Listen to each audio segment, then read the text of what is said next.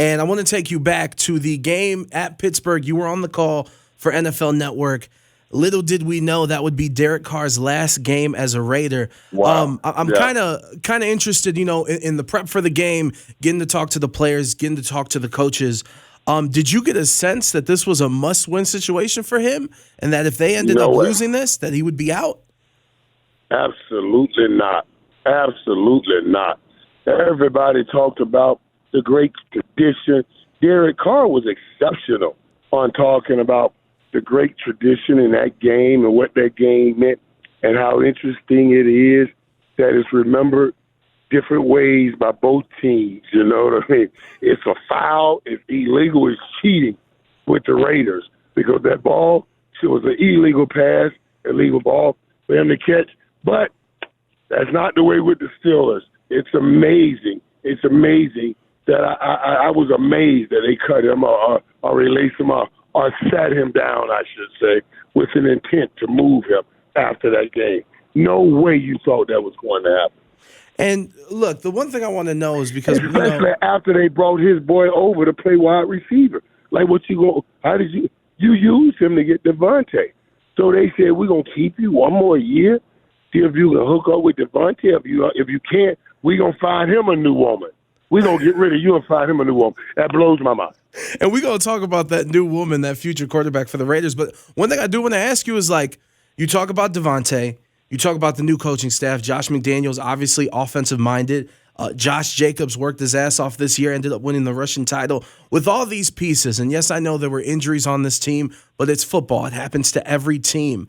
How could Derek Carr end up having his worst season of his career 9 years in with these pieces? That blows my mind. That blows my mind. And I placed it all, really, and let's think through this now, guys. And I don't know what system Derek was in, but I do know the system that he was supposed to be going to, that Josh McDaniels, that New England Patriots system, and I never played it. It's supposed to be very difficult. Very difficult.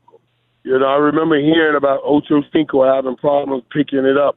But you don't see that usually from a quarterback position. But, as I know, Tom Brady's out there lurking. Let's be real. There were talks about Tom coming to the Raiders a while ago, and all that information that got out by Dana White, and, that got squashed. So maybe they're rolling that back around again.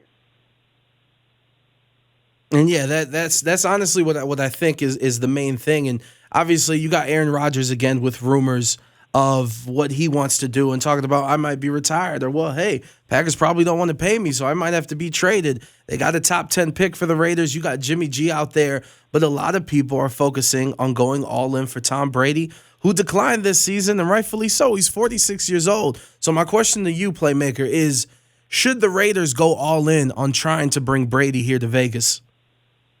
And this is the only thing.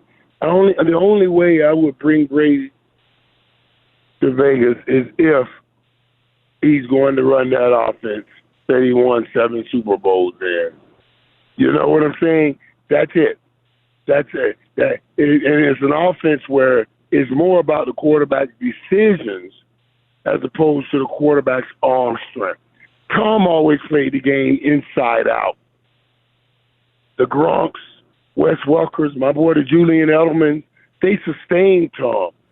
Godwin tried to do it over there, but, he didn't have the tight end. He didn't have the front of his offensive line. All those guys got hurt preseason. The center, the guards, all of those, right where he played his game. So if those things are missing for Tom, it's going to be a tough set. But you guys have the players. You have the tight end. You have the Wes Welker-like player, and even the great outside receiver. It's just a matter of being able to shore up that offensive line and playing some better defense. And before we get to these Final Four teams and seeing who's going to end up playing in the Super Bowl, my last question regarding the Raiders is, we're hearing whispers. Reports came out earlier this week that Josh McDaniels, Dave Ziegler, they quote-unquote want to get their own guys, meaning Darren Waller, Hunter Renfrow might be traded. And if you go back to when Josh McDaniels was in Denver, he ended up getting rid of Jay Cutler.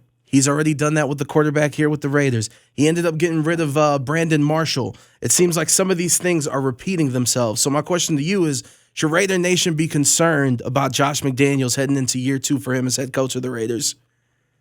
Well, a lot of times, guys, what you do, what you see, I remember when Chan Gailey came in, new coaches try to come in and they do certain things to show that they have control of the team.